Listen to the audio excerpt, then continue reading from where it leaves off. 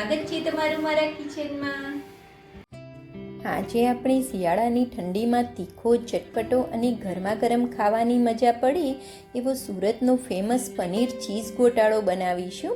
આ ગોટાળો માત્ર 10થી 15 જ મિનિટમાં બનીને તૈયાર થઈ જાય છે। જો કોઈ વધારે મહેનત ના કરવી હોય અને કંઈક ટેસ્ટી ખાવાનું મન થાય તો આ રેસીપી ચોક્કસથી ટ્રાય કરવા જેવી છે। તો નાનાથી લઈ મોટા બધાને ભાવે એવો આ પનીર ચીઝ ગોટાળો ચાલો બનાવવાની શરૂઆત કરીએ।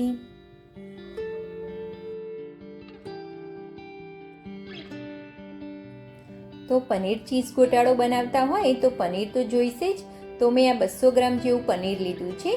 આ પનીરને આપણે આ રીતે થોડા મોટા કાણાવાળી જે ખમણી આવે છે તેની મદદથી આપણે ખમણી લેવાનો છે। એકદમ ઝીણા કાણાવાળી ખમણી નથી લેવાની। આ રીતે થોડા મોટા કાણાવાળી ખમણી આવે તે ખમણીની મદદથી આપણે પનીરને ખમણી લેવાનું છે। આટલી ક્વોન્ટિટીમાંથી આ ગોટાળો આપણે 6 વ્યક્તિને સર્વ કરી શકીએ છીએ। તો આપણું પનીર ખમણાઈને રેડી છે। આ રીતે આપણે પનીરને થોડુંક મોટું ખમણવાનું છે। હવે ગોટાળો બનાવવા માટે મેં થોડાક વેજીટેબલ લીધા છે। એમાં 4 મોટી સાઈઝના ટામેટાં, 1 મોટું કેપ્સિકમ, 2 નંગ ડુંગળી, 1 લીલું મરચું, 1 ટુકડો આદુનો અને થોડુંક લસણ લીધું છે। હવે આ વેજીટેબલને આપણે એકદમ ઝીણા ઝીણા ચોપ કરવાના છે। તો મેં આ રીતનું જે ચોપર આવે છે તે લીધું છે। તેની અંદર આપણે આ રીતે બધા જ વેજીટેબલને ઝીણા ઝીણા ચોપ કરી લઈશું। તો સૌપ્રથમ આપણે ડુંગળીને ઝીણી ચોપ કરવાની છે। ચોપરની અંદર આપણા વેજીટેબલ એકદમ સરસ એવા ઝીણા ચોપ થઈ જાય છે અને આપણું કામ પણ એકદમ ફટાફટ થઈ જાય છે। તો આપણી ડુંગળી સરસ એવી ઝીણી ચોપ થઈ ગઈ છે। તો હવે તેની અંદર આપણે કેપ્સિકમને પણ ઝીણા ચોપ કરી લઈશું। તો આપણા કેપ્સિકમ પણ એકદમ સરસ ઝીણા એવા ચોપ થઈ ગયા છે। હવે તેની અંદર આપણે ટામેટાને પણ એકદમ સરસ એવા ઝીણા ચોપ કરી લેવાના છે। તો મેં ટામેટાને પણ એકદમ સરસ એવા ઝીણા ચોપ કરી લીધા છે। જો તમારી જોડે આ રીતનું ચોપર ના હોય તો તમે તેને ઝીણા ઝીણા કટિંગ પણ કરી શકો છો। તો આપણા બધા જ વેજીટેબલ એકદમ સરસ ઝીણા ચોપ થઈ ગયા છે। હવે આપણે એક આ રીતનું ચીલી કટર આવે છે તે મેં લીધું છે। તેની અંદર આપણે 8 કળી જેવું લસણ, 1 ટુકડો આદુનો અને 1 લીલું મરચું એડ કરવાનું છે। મરચાંને આપણે થોડુંક મોટું પીસની અંદર કટ કરી અને અંદર એડ કરી દઈશું। હવે આ બધી જ વસ્તુને આપણે ચીલી કટરની અંદર પીસી લેવાની છે। આ બધી જ વસ્તુની આપણે એકદમ ફાઇન પેસ્ટ નથી બનાવવાની। આ રીતે થોડીક દરદરી પીસાયેલી હશે તો તેનો ટેસ્ટ ગોટાળાની અંદર ખૂબ જ સરસ આવશે। તો આપણું લસણ, મરચાં અને આદુ સરસ એવું પીસાઈ ગયું છે। આ રીતે આપણે થોડુંક દરદરું રાખવાનું છે। હવે ગોટાળો બનાવવા માટે આપણે એક પેન લેવાનું છે। તેની અંદર 3 થી 4 ચમચી જેવું તેલ એડ કરી દઈશું। તેલની સાથે આપણે ગોટાળાનો ટેસ્ટ ખૂબ જ સરસ આવે તેની માટે 1 ચમચી જેવું બટર એડ કરવાનું છે। બટર અને તેલ થોડું ગરમ થાય એટલે તેની અંદર આપણે 1 ચમચી જીરું એડ કરી દઈશું। જીરું આપણું થોડું ફૂટવા લાગે એટલે તેની અંદર આપણે સૌપ્રથમ ડુંગળી એડ કરીશું। ડુંગળી એડ કર્યા પછી ડુંગળી આપણી લાઇટ ગોલ્ડન કલરની થાય ત્યાં સુધી આપણે તેને સાતળવાની છે। ગેસની ફ્લેમને આપણે મીડિયમ કરી દઈશું અને મીડિયમ ગેસની ફ્લેમ ઉપર ડુંગળીને આપણે લાઇટ ગોલ્ડન કલરની થાય ત્યાં સુધી સાતળવાની છે। અને ડુંગળી આપણી એકદમ ફટાફટ સંતળાઈ જાય તેની માટે અડધી ચમચી જેવું આપણે મીઠું એડ કરવાનું છે જેથી ડુંગળી આપણી એકદમ ફટાફટ સંતળાઈ જશે। તો આપણી ડુંગળીનો કલર થોડોક લાઇટ ગોલ્ડન કલર થઈ ગયો છે। હવે તેની અંદર આપણે કેપ્સિકમ એડ કરી દઈશું। ગેસની ફ્લેમને આપણે અત્યારે મીડિયમ જ રાખવાની છે। હવે કેપ્સિકમને પણ આપણે એકદમ સરસ સંતળાય ત્યાં સુધી તેને સાતળવાનું છે। સરસ એવું કેપ્સિકમને પણ આપણે સાતળી લેવાનું છે। તો હવે માત્ર 2 જ મિનિટની અંદર કેપ્સિકમ પણ આપણું સરસ એવું સંતળાઈ ગયું છે। તો હવે તેની અંદર આદુ, મરચાં અને લસણની જે આપણી દરદરી પેસ્ટ બનાવીને રાખી હતી તે એડ કરી દઈશું। તેને પણ આપણે ડુંગળી અને કેપ્સિકમ સાથે સરસ એવી સાતળી લેવાની છે। હવે આપણી ડુંગળી, કેપ્સિકમ, આદુ, મરચાં અને લસણ સરસ એવું સંતળાઈ ગયું છે। આ બધી જ વસ્તુ સરસ એવી સંતળાઈ જાય પછી તેની અંદર આપણે ટામેટાં એડ કરવાના છે। તો હવે તેની અંદર આપણે જે ટામેટાં ઝીણા કટિંગ કરીને રાખ્યા હતા તે એડ કરી દઈશું। ટામેટાને પણ આપણે થોડીક વાર માટે તેલની અંદર 1 મિનિટ માટે સાતળી લઈશું।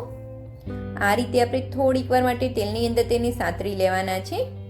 હવે ટામેટાં આપણા એકદમ ફટાફટ સોફ્ટ થઈ જાય તેની માટે આપણે તેને ઢાંકી અને 2 મિનિટ માટે આમ જ થવા દઈશું। ગેસની ફ્લેમને આપણે સ્લો ટુ મીડિયમ રાખવાની છે। 2 મિનિટ પછી આપણે ખોલીને ચેક કરીશું તો ટામેટા આપણા સરસ એવા સોફ્ટ થઈ ગયા છે. તો હવે આપણા ગોટાળાને એકદમ ટેસ્ટી અને ચટપટો બનાવવા માટે આપણે બધા જ મસાલા કરી લઈશું. તો સૌપ્રથમ આપણે 1.5 મોટી ચમચી ભરીને કાશ્મીરી મરચું એડ કરવાનું છે. તેની સાથે આપણે થોડીક હળદર એડ કરવાની છે. અડધી ચમચી કરતાં પણ ઓછી હળદર એડ કરવાની છે. 1 મોટી ચમચી ભરીને આપણે ધાણા જીરું પાવડર એડ કરી દઈશું. 1 મોટી ચમચી ભરીને આપણે પાઉંભાજીનો મસાલો એડ કરવાનો છે. અડધી ચમચી આપણે મીઠું એડ કરી દઈશું. મીઠું આપણે પહેલાં પણ એડ કર્યું હતું. 2 મોટી ચમચી ભરીને આપણે કસૂરી મેથી એડ કરવાની છે. હવે બધી જ વસ્તુને આ રીતે આપણે પાઉંભાજીનું મેશર આવે છે તેની મદદથી સરસ એવી મેશ કરી લઈશું. તો આપણી બધી જ વસ્તુ સરસ એવી મેશ થઈ ગઈ છે અને આપણી ગ્રેવીમાંથી સરસ એવું તેલ પણ છૂટું પડી ગયું છે. આ રીતનું તેલ છૂટું પડે તેના પછી આપણે પનીર એડ કરી દઈશું. જે ખમણેલું પનીર રાખ્યું હતું તે બધું જ એડ કરી દેવાનું છે.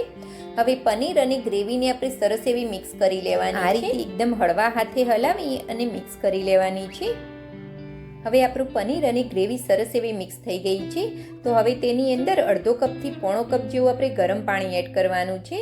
જો તમે વાટકીના માપથી લેતા હોય તો 1 વાટકી જેવું આપણે ગરમ પાણી એડ કરવાનું છે. હવે ગ્રેવી અને પાણીને આપણે સરસ એવું મિક્સ કરી લઈશું.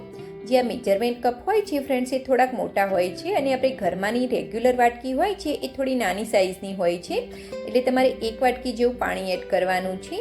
હવે આપણા ગોટાળાને એકદમ ચીઝી અને બાળકોનો ફેવરેટ બનાવવા માટે મેં આ 2 સ્ક્યુબ જે અમૂલ પ્રોસેસ ચીઝ આવે છે તે લીધું છે. તેને ખમણી અને તેની અંદર એડ કરી દઈશું.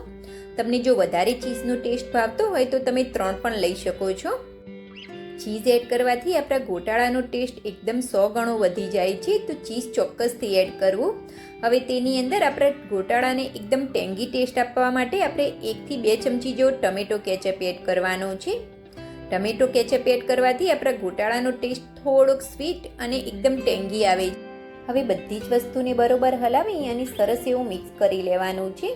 તો આપણી બધી જ વસ્તુ સરસ એવી ગોટાળાની આપણે 2 મિનિટ માટે એકદમ સ્લો ગેસ ઉપર અથવા તો તેલ છૂટું પડે ત્યાં સુધી થવા દઈશું. તો હવે 2 મિનિટ પછી આપણે ખોલીને ચેક કરીશું તો આપણા ગોટાળામાંથી ઉપરથી સરસ એવું તેલ છૂટું પડી ગયું છે. હવે લાસ્ટમાં તેની અંદર આપણે થોડાક લીલા ધાણા એડ કરી દઈશું. ઉપરથી આ રીતે થોડાક લીલા ધાણા એડ કરી દેવાના છે. હવે બંને વસ્તુને બરોબર હલાવી અને સરસ એવી મિક્સ કરી લેવાની છે. તો જોતાં જ મોઢામાં પાણી આવી જાય એવો ગરમા ગરમ આપણો પનીર ચીઝ ગોટાળો બનીને તૈયાર છે. તમે તેને પાવ, પરાઠા, રોટલી કે નાન સાથે પણ ખાઈ શકો છો. તો નાનાથી લઈ મોટા બધાનો જ ફેવરેટ એવા આ પનીર ચીઝ ગોટાળાની રેસીપી તમને ગમી હોય અને મારી આ વિડીયો તમે યુટ્યુબમાંથી જોતા હોય તો મારી ચેનલને સબસ્ક્રાઈબ અને ફેસબુકમાંથી જોતા હોય તો ફોલો ચોક્કસથી કરી લેજો ફ્રેન્ડ્સ. અને આ રેસીપી તમે ક્યાંથી જુઓ છો તે પણ મને કમેન્ટ બોક્સમાં જણાવજો. અને કોણ કોણ આ રીતે પનીર ચીઝ ગોટાળો બનાવે છે તે પણ મને કમેન્ટ બોક્સમાં જણાવજો. અને આ રેસીપી તમને ગમી હોય તો લાઈક ચોક્કસથી કરી લેજો ફ્રેન્ડ્સ. Thanks for watching. જય શ્રી કૃષ્ણ.